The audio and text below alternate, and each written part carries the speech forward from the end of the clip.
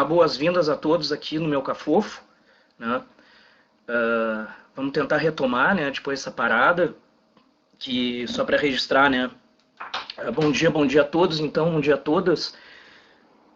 Só para registrar que, antes obviamente, depois das saudações, né, que as suspensões, obviamente, elas foram feitas com uma forma mínima, né, uma consciência cidadã e sanitária, para pelo menos amenizar um pouco os efeitos da pandemia do coronavírus e uma forma pelo menos para não colapsar o sistema de saúde, né?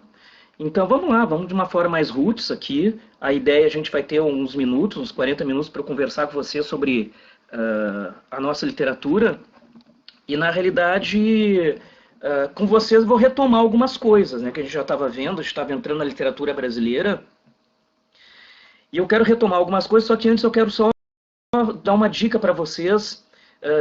Até eu passei por ensino, acredito que vocês tiveram acesso ao canal que eu criei no YouTube. Na realidade eu já tinha esse canal, só que eu havia até esquecido dele. Eu acredito que foi uma estratégia, até eu estou fazendo algumas postagens, estou deixando em aberto, até por esse processo de muitas pessoas não têm acesso no momento que houve essa parada, né? A informações, né? Então é uma forma da gente estar contribuindo também aí com a comunidade, que é o Notícias do Chapeleiro. Então procura, tá lá no meu Instagram, tá lá na bio do Instagram. Então são formas que a gente pelo menos tem para estar postando, tá desenvolvendo conteúdo, que é importante nesse momento de parada, né? Até porque vocês devem ter acompanhado também, as datas do Enem foram mantidas, né? De certa maneira, talvez ocorra até algumas mudanças, acredito que, obviamente que os vestibulares eles vão ter, isso é inegável, né? Porque tem que preencher vagas, né? Mas talvez as datas, no momento está tudo mantido, pelo menos o Enem está mantido as datas, vocês devem ter acompanhado, né? Então, sobretudo, fica atento às datas, sobretudo agora nesse momento de inscrições, né? Que é uma coisa que é salutar, né? Que vocês fiquem atentos. Outra coisa, em relação... eu estou dando algumas informações que faz tempo que a gente não conversa, né? Então, pena que a gente não está presencialmente, mas em breve, daqui a pouquinho, a gente vai estar junto aí. Agora, uma outra coisa, assim, ó, em relação às leituras obrigatórias da URGS. Até agora, nada aconteceu, né? Tá? Em termos de novidades, da renovação dos títulos. Não vai ter renovação, as obras vão continuar as mesmas, daqui a pouco não vai ter vestibular da URGS. Como eu falei assim, ó, vai ter, tá? Então a primeira coisa que você tem que fazer é ficar calmo, né? Buscar uma serenidade nesse momento que é difícil, né? Mas tem que ficar atento e a gente vai alimentando vocês com as informações. Agora, para a gente trazer, pelo menos trazer para vocês algumas coisas, até que eu não me lembro exatamente o ponto que a gente parou, mas eu me lembro que a gente fechou aquele bloco inaugural. E a gente viu ali, foram uns 3 séculos de discussão, né? Parece pouco, mas foi muita coisa, em termos de introdução, né? À história da literatura ocidental. Então a gente debateu ali a literatura portuguesa, os conceitos do medievalismo, né? Que vai ser importante, lembra lá o trovadorismo, para várias obras, no caso, que são pelo menos leituras obrigatórias, uma especificamente, o conceito do... não digo da mesura amorosa, que a gente viu lá do trovadorismo, das cantigas líricas de amigo, que está muito presente nos poemas da Florbela Espanca, a portuguesa Florbela Espanca. E outras coisas que a gente vai utilizar na contemporaneidade, URGS, Enem, a gente segue trabalhando. E a gente viu aquele bloco lá do Renascimento, com Luís Vaz de Camões, o quinhentismo e tudo mais, o Renascimento cultural, e o último histórico, que é o português, o da Península Ibérica Portuguesa, processo de expansões, as grandes navegações e tudo mais. E aquilo, lembra que eu construí a base para Hamlet, lembra que é do último Renascimento, né? O inglês que está produzindo no período elisabetano, lá, a sua obra O Príncipe da Dinamarca. Então aquela base que a gente foi trazendo, das transições, que vai ser, lembra o nome, né? O maneirismo, um termo pejorativo, que trabalha com o princípio de não aceitabilidade por aquilo que havia como um padrão cultural homogêneo, né, que estava enraizado, pelo menos, há quase 3 séculos. Uma coisa que é importante também, pelo menos para registrar agora, é que, obviamente, o Renascimento teve seus reflexos. E é isso que eu quero ver agora, e acredito que até a gente já havia até discutido algumas coisas, eu vou tentar sintetizar em linhas aqui, ó, e também assim, ó, vai alimentando aqui, tá, o chat ali com dúvidas que tu tens, porque eu vou eu vou dividir mais à frente, apesar de ser pouco tempo que a gente tem, mas daqui a uns 15 minutinhos, eu vou dar uma paradinha de uns 2 minutos, eu vou ficar aqui, a câmera vai estar ligada, mas eu vou dar uma olhada no chat e traz as tuas dúvidas, né, que vocês tenham. Bom, mas vamos falar então da literatura brasileira, né, que a gente viu aquele bloco lá, só retomei algumas coisas, tá? A literatura brasileira, na realidade, a gente não pode falar, né, já na arrancada, eu lembro que até isso eu comentei nas aulas com vocês, que tem alguns conceitos que são utilizados para a história e para as artes, que aparentemente a mesma terminologia não tem, a nomenclatura é a mesma, mas ela não tem o mesmo sentido. Ou o sentido é próximo, mas ele não é exato, então tem que ter um cuidado. Lembra que a gente discutiu que historicamente o Renascimento, né, é chamado de classicismo. Desculpa, historicamente, é chamado de neoclassicismo, na história. Lembra que eu falei para vocês? Já nas artes e na arte literária, o neoclassicismo não é o século XVI, é o século XVIII, que é a retomada do Renascimento, que para a arte é classicismo. Então, só algumas terminologias, algumas nomenclaturas que é importante deixar bem claro. Lembra, eu sou muito chato nessa base, né? Então, quando a gente começa a falar de literatura brasileira, a rigor não tem literatura no Brasil. A literatura com valor artístico. Então, se fala, a chegada dos portugueses na história já abre o período colonial. Na história. Para a arte literária, a história da literatura, é chamada de período da conquista. Período colonial será os 2 próximos séculos. Então, só para definir assim, ó, a história da literatura, né? Bem arrancada ali que a gente estava, eu já havia começado com vocês, mas eu quero recuperar algumas coisas, tá? Então assim, ó, tu tens ali, né, quando a gente está vendo o século XVI, os portugueses chegaram, tá? Historicamente começa o período colonial. Na literatura brasileira é período da conquista.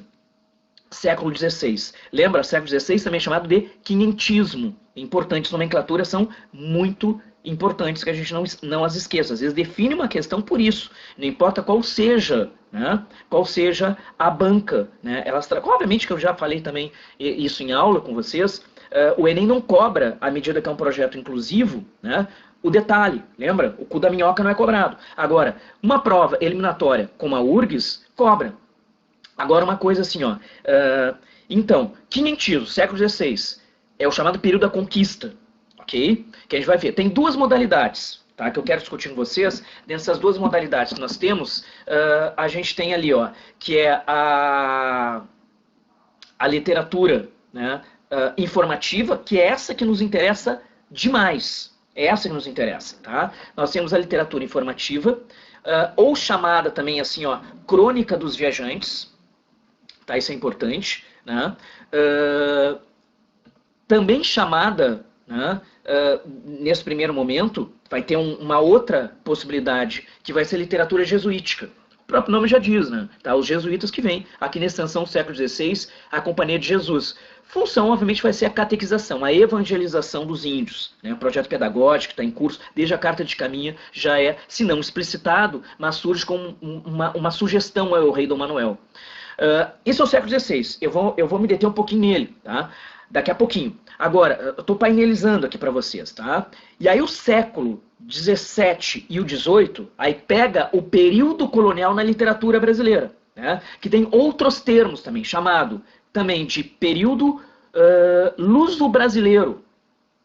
Né? Pela condição, obviamente, as propriedades do Brasil, colônia de Portugal, em determinado momento, durante a União Ibérica, fica uma subcolônia de Portugal, uma subcolônia espanhola, né? E também chamado o período da literatura transplantada. Por que transplantada? Porque os modelos, eles são egressos, eles são, está dizendo, né, transplantados da Europa, de Portugal, e chegam ao Brasil. Tá? Isso vai ser o século XVII, que a gente vai ter um grande centro, né, cultural, que vai ser pelo ciclo econômico da cana-de-açúcar, vai ser sobretudo na Bahia, vai pegar ali alguma coisa em Pernambuco, que se desenvolve o barroco na literatura. E o século XVIII, que vai ser o arcadismo, a arte neoclássica, certo? Que vai ter um outro espólio, né, econômico, e aí toda uma transferência do norte, nordeste para o centro-sudeste pela questão do ciclo do ouro. Né? E aí vai ter o Centro Cultural Vila Rica. E as ideias, obviamente, iluministas chegam com uma arte, que isso também era comum lá na Europa, numa transição, a arte neoclássica, o arcadismo. E teremos, aí cuida, até o Enem cobra muito isso. Uma outra expressão barroca, que vai ser o barroco tardio. Lembra? Aleijadinho, né? A figura do mestre Ataíde, lá em Minas Gerais. Tá? Então, o período colonial estabelece, né? Século XVI, que a gente vai ver agora, literatura informativa, só tópicos, só as questões centrais mesmo, tá? Fazer uma síntese aqui. Tá? Essa aula também está lá no meu canal no YouTube, lá Notícias do Chapeleiro, acredito que vocês devem ter acompanhado. Ontem mesmo eu enviei para o ensino, vocês devem ter também tido acesso a uma síntese em PowerPoint, né, com algumas questões, eu acho que tinha umas não me lembro agora, 2 ou 4 questões sobre literatura informativa, né? E também sobre o barroco, o Gregório. Eu vou alimentando lá, à medida que eu vou alimentando o conteúdo do ensino, o ensino vai encaminhando para vocês, tá? É importante que vocês assistam essas aulas, né? Acabem também fichando o conteúdo, o material do objetivo ele é bem completo, o material da coleção vocês têm, e vocês tragam as dúvidas para cá, para o chat. Tá? Então, vamos continuar a nossa rotina. Mas, então, a gente pode falar assim, ó, rapidamente, tá? As situações bem topicalizadas sobre literatura informativa, que vai ser largamente trabalhada na história da literatura brasileira como retomadas. Eu já vou até, mais à frente eu vou discutir isso. Então, assim, ó, desculpem, né, até a simplicidade da informação. Se a gente for fichar os pontos centrais, 7 ou 9 pontos, literatura informativa eu pergunto, né? Claro que é uma pergunta hipotética, né? Aí é o grande problema da gente não estar, né, no mesmo espaço construindo juntos o conteúdo, né? Então, assim, ó, mas literatura informativa, qual é a função dela? Né? É informar. Primeiro ponto. Tá? Pode achar, que coisa bizarra, né? Mas é bizarro mesmo, tá? Então a coisa, eu sempre digo para vocês, ó, não confunde que não precisa ser confundido, tá? Então basta a complexidade da vida, então não vamos trazer mais problema, velho, tá? Então faz assim, ó, tá? Literatura informativa serve para quê? Informar, ponto. Agora, informar, vamos pensar qual o conteúdo disso. E aí é importante, eu sempre digo para vocês, nunca esvazia, né, a compreensão das artes a partir do seu referencial histórico. Eu sempre digo isso, né? Então, assim, ó, é reflexo não artístico do Renascimento. Porque não tem a medida nova. Lembra que a gente estudou a medida nova nas aulas, né? Então não tem preocupação artística. Não tem a tal da literariedade. Ó, esse conceito é fundamental. Assim, ó, já se definiu questões. E olha, tem gente boa que é de cair cu da bunda. Sabe? Quando a criatura está lá fazendo uma questão, não tem um conceito, perde uma questão. Tá? Então, assim, ó, tá fazendo uma questão, não importa qual seja a instituição. Tá? Apareceu sobre literatura informativa, não importa o autor na boa ninguém vai te cobrar, velho, tá? Américo Vespúcio, as aventuras do cara, pelos maiores, sei lá, pelos os cronistas, seja lá o Caminha, Pedro Magalhães Gândavo, Fernão Gardim, Frei Vicente Salvador, não importa o cara, tá entendendo? Randstaden, não importa. Né? Tu tem que ter a base central. Tá? Tendo essa base, tu consegue te movimentar. Então não tem valor artístico, não tem literariedade. Então é reflexo histórico, não cultural, artístico. Tá? Então, se é reflexo histórico, qual é o conteúdo? Está, obviamente, vinculado às grandes navegações, ao expansionismo marítimo. E não só marítimo, se era uma expansão também pela fé, as novas cruzadas, séculos XVI portugueses, de língua, enfim. Processo de formação do Império Português e colonização. Né? Então, o conteúdo é informar, lembra a função informar, o conteúdo sobre as riquezas da terra recém-descoberta. Agora, destino, para quem? É o rei, coroa portuguesa, metrópole, ok? Qual era o formato desses textos? Pô, já pega o texto, a certidão de batismo e nascimento da terra, né? Cartas, relatórios, tratados, mapas. Uma outra coisa que é muito importante, que eu acabei de mencionar e eu vou registrar mais uma vez, salientar mais uma vez. Tá? Qual é o valor disso? Como eu falei, cara, se o valor é histórico, porque são documentos, não tem valor artístico. Tá? Tu anota isso, tá? Eu sempre digo assim, ó, tu acha que não é sequelado, mas às vezes dá uma bugada aí. Então tu anota isso, destaca isso, tá? Então, o valor é histórico, documental. Uma coisa que, olha, até a última vez que a URSS cobrou sobre literatura informativa, uma questão mais específica, né, foi em 2011, mas só foi uma relação intertextual com um texto do Raul Bopp, um gaúcho de Tupanceretão modernista, que faz muitos anos não aparece. Mas questão mesmo, foi em 2007, a URSS fez uma questão que muita gente errou, porque trabalhou com conceitos, não teve nem texto, era verdadeiro ou falso. E colocou exatamente assim, ó... Então, lembra? Tipologia textual, entrando na língua portuguesa aí, né? São 3 tipos de texto, lembra? De modalidades que nós temos, né? Então nós temos o texto, que é o caráter descritivo, né? O que tu produz a tua redação, que tu defende uma ideia, né? Buscando uma tese, a dissertação, e quando tu conta uma história, né? Inegavelmente tu vai narrar a história. Então, qual é a melhor modalidade desses tipos de texto que mais está alinhado como estratégia para atingir o conteúdo, que é informar sobre riquezas? Né? Então, dissertar sobre as riquezas, tem, obviamente, assim, ó, os tipos de texto, todos eles estão ali. Vocês vão ler qualquer texto desse, pega a carta de caminho, está tudo lá. Agora, a gente está falando sempre em linhas de predominância, o que prevalece, né? Então pensa na lógica, vai sempre no raciocínio assim, ó, a tendência é descrever riquezas, é narrar as riquezas, fica uma coisa estranha narrar riquezas, sobretudo se for a riqueza natural, o índio, a nativa, mas como é que o cara vai narrar, por exemplo, assim, ó, as palmeiras? Estranho, né? Não cai bem, né? Então, predominantemente é a descrição.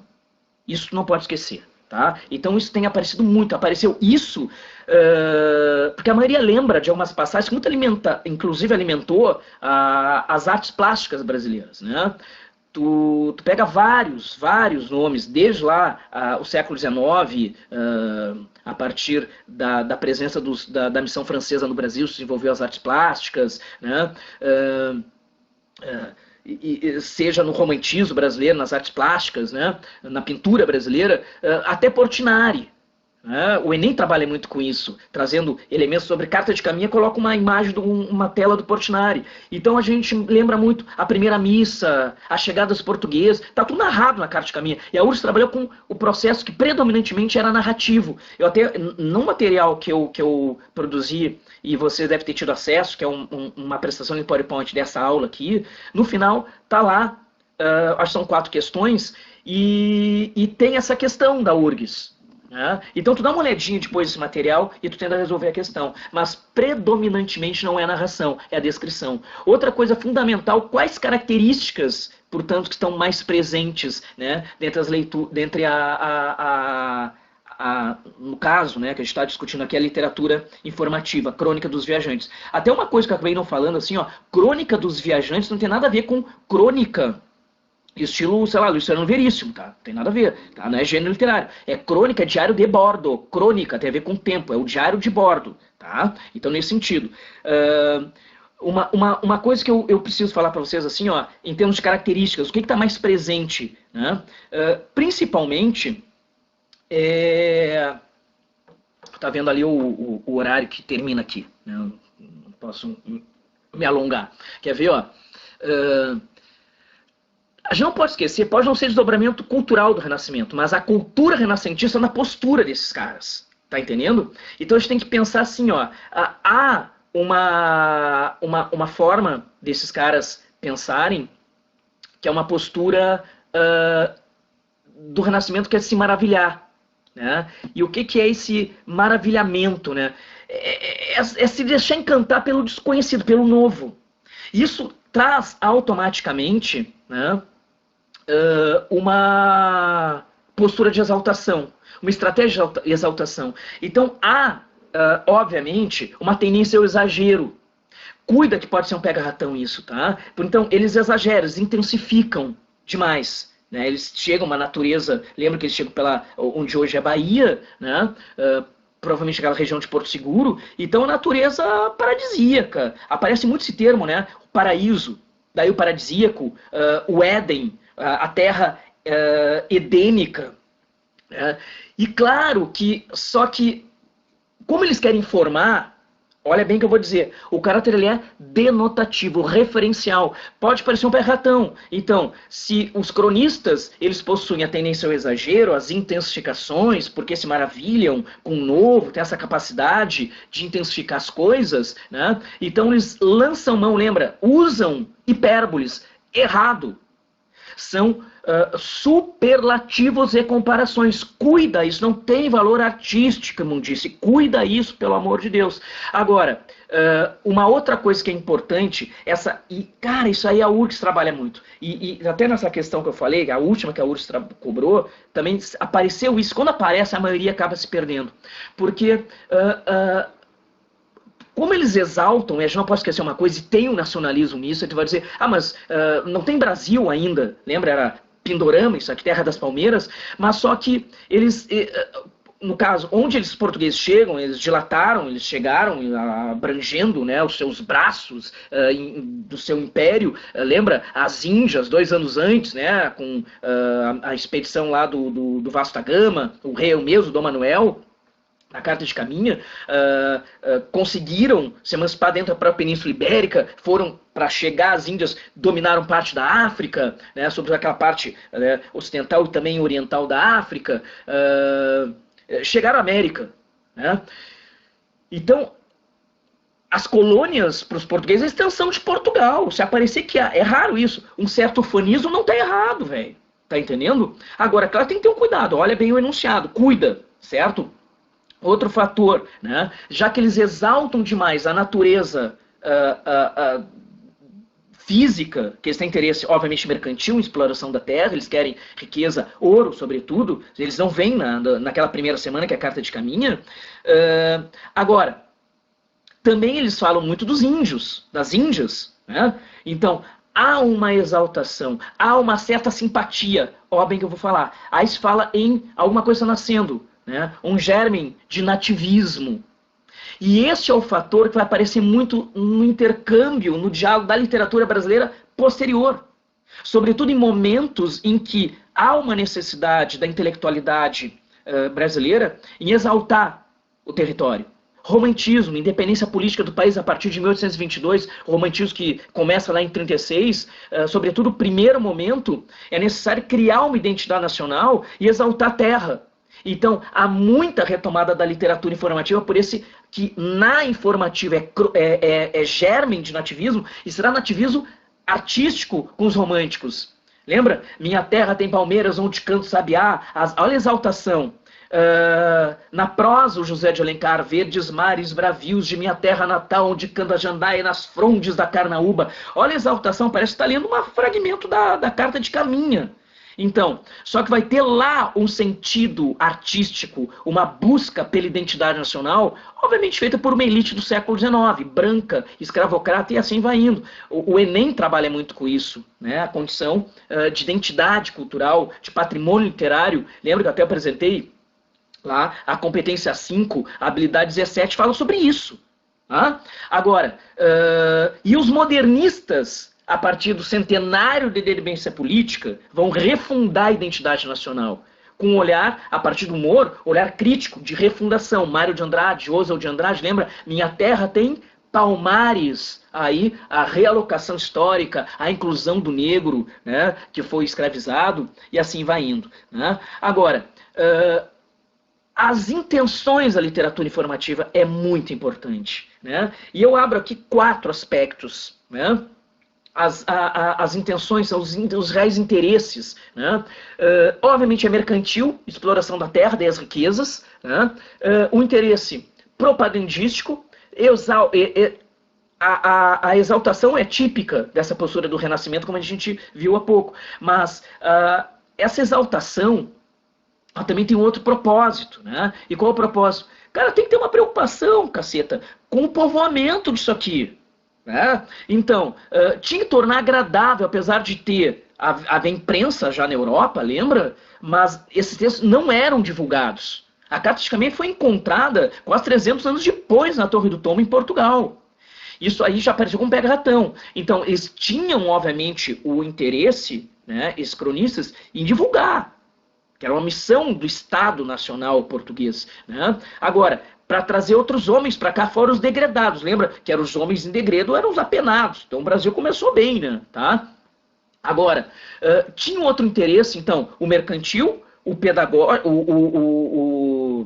que eu acabei de falar agora, que é o propagandístico e o pedagógico, que não é apenas o processo de evangelização, apesar de que a missão a Dom Manuel, que seria salvar essa gente, isso aparece muito na história, o projeto salvacionista, né, que é importante, o ideal de salvar índios, que seria catequizar, evangelizar. Assim, ó, encaminhando o encerramento aqui, tá, desses dois pontos históricos, que aparece muito nas provas. O escambo, a permuta, isso aparece direto na Carta de Caminha, nos outros textos, isso aparece, e os Lusíadas, que a gente discutiu, aparece, né, com processo de expansão nacionalista e tudo mais, né, que é a permuta de artigos manufaturados europeus pela riqueza nativa.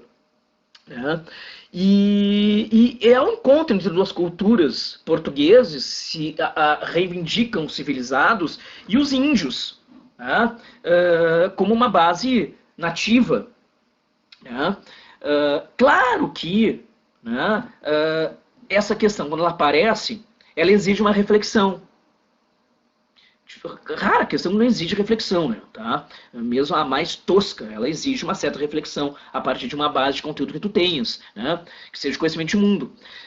Mas há um encontro entre duas culturas, mas esse encontro, obviamente, se dispõe em um conflito. Só que no primeiro momento não é físico, não é aquela imagem índio e português na praia, o português dando tiro de trabuco e correndo atrás do índio com seu trabuco, né? E o índio resistindo à tacapada, trabuco e tacape, não é assim. Tá? É cultural, no olhar, na concepção étnica, na cor da pele, nos costumes, na língua, nos valores, nas crenças, né? Na indumentária. Então há um choque cultural. Ler As Veias Abertas da América Latina, do Eduardo Galeano, ele fala sobre isso, que inclusive a chegada dos portugueses na América dizimou 3/4 dos nativos, né? E não foi nem um tiro de trabuco, foi com a gripe, velho. Tá entendendo? Não é bom falar nisso agora, né? Nesse contexto que a gente está vivendo de pandemia, né? Mas que também não é um contexto novo.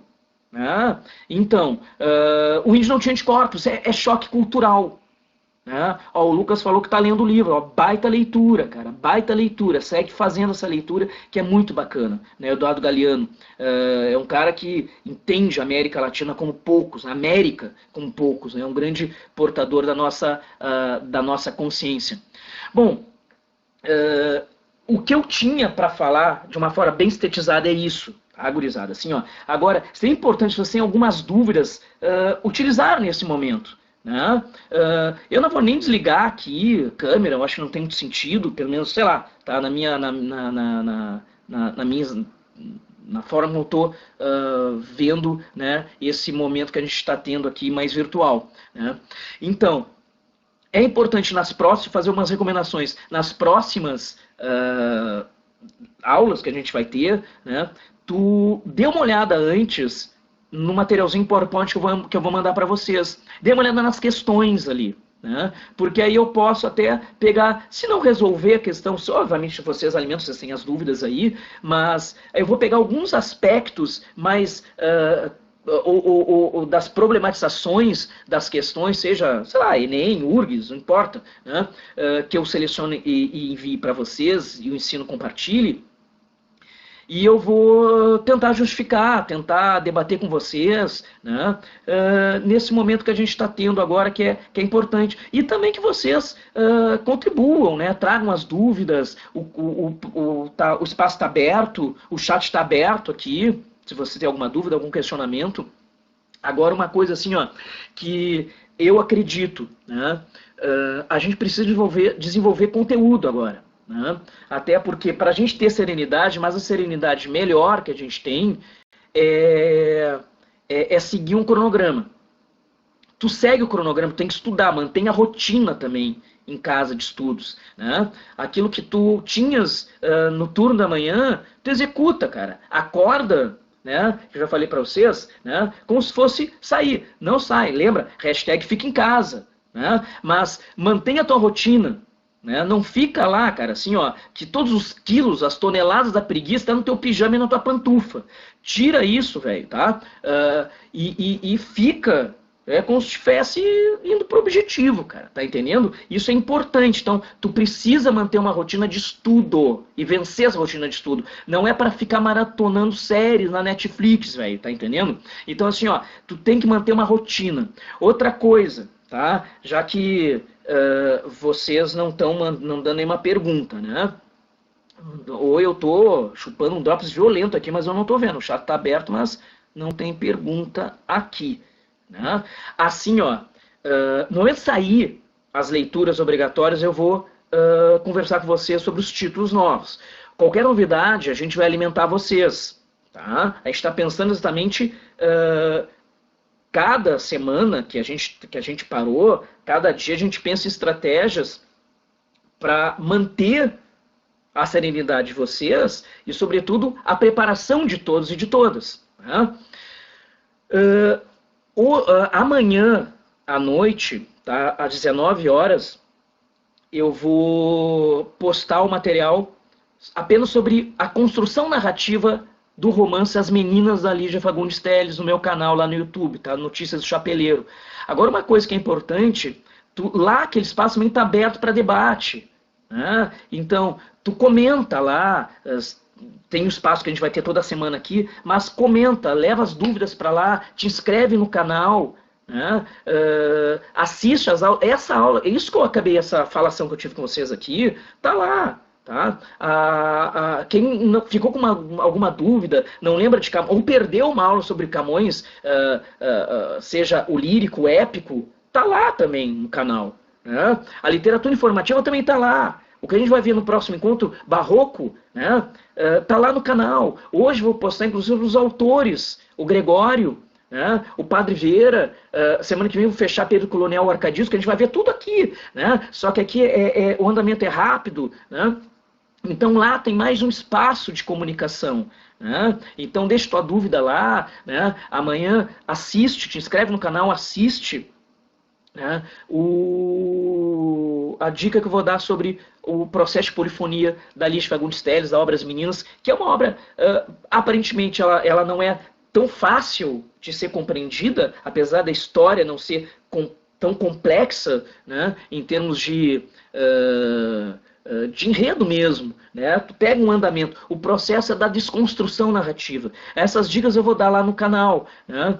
Agora, o que tinha, né, que pelo menos ter trabalhado aqui em termos do primeiro momento da literatura informativa, eu desenvolvi com vocês, né?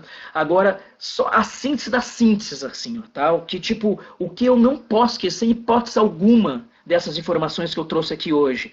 Sobretudo, tá? Não há valor artístico na literatura informativa. Tá? A literariedade não tem. O aspecto de nativismo, que vai ser fartamente trabalhado e retomado na história da literatura brasileira, esse sentimento de exaltar a natureza, de uma simpatia com os nativos. Fundação no romantismo, identidade nacional, e refundação lá no modernismo, né? E a literatura, claro, né? A arte contemporânea a partir dos anos 60, com o processo da ditadura civil-militar, muito é retomado, né? A literatura informativa, a exaltação da terra. Só vou dar uma dica aqui, ó, tá? E claro, o mecanismo da intertextualidade, né? Geralmente momentos mais cruciais, difíceis, né? Em termos de, historicamente, sistemas de exceção, de totalitarismo, né? Em termos de Estado, né, em que a pátria não se torna mãe mais madrasta, né, e assim foi nos anos 30 com Vargas, assim foi durante o processo da ditadura civil-militar. Então, nesse momento, se utiliza menos a paródia pelo humor, a subversão, né, tirar uma onda, tá zoando, né, e muito mais a paráfrase, lembra? Né, que é manter o sentido, só que aprofundar o sentido de uma forma mais crítica. Né? Então, por exemplo, a Carta de Caminha, aqui a gente viu, Crônica dos Viajantes, né? Romantismo, tu tens ali ó, a Canção do Exílio, que eu citei, do Gonçalves Dias. Nos anos 30, nos anos 20, tu vai ter o Canto de Regresso à Pátria, do Oswald de Andrade, com um certo humor, reincluindo a arte e a cultura brasileira, inclusive o negro. Né? Nos anos 30, né, tu vai ter A Rosa do Povo, do Drummond, que tem a Nova Canção do Exílio, uma paráfrase, tudo voltado para a literatura formativa. E tu vai ter, por exemplo, e até eu acabo sugestionando para vocês, escutem Sabiá, do Chico Buarque de Holanda e do Tom Jobim. Olha a dupla, tá? Que eles retomam criticamente a Canção do Exílio, que está lá naquela base da exaltação dos primeiros cronistas, o Caminha, e só que um olhar crítico. Bom, gurizada, então assim, ó, me despedindo aqui, ó, beijo em todos e em todas, tá? Como eu já falei, hashtag fica em casa, tá? A gente está criando essas compensações para que vocês tenham uma preparação e uma certa serenidade, quer dizer, o andamento das aulas presenciais, elas estão suspensas, mas o andamento na tua preparação segue por aqui, né? Não só por aqui, como já falei, os outros professores, colegas também, eles têm outros espaços, canais que foram construídos. Prestigia o Notícias Chapeleiro, que vocês vão ter mais coisas lá, e te inscreve, porque alguns conteúdos vão ser apenas para inscritos, o público geral não vai ter acesso. Tá? Então deixa um beijo no coração de todos e de todas, e a gente segue discutindo, debatendo, mandem as questões, né? E fiquem bem. Né? E não sai na rua, velho. Tá? Cuida isso, né? Que o bicho tá pegando. Lembra que isso não é para evitar, de certa maneira, né? No caso, né? O coronavírus. É apenas para não colapsar nesse momento, né? O sistema de saúde. Então, consciência cidadã, né? É importante nesse momento, e sanitária. Beijo em todos e em todas, pessoal. Até mais. Tchau.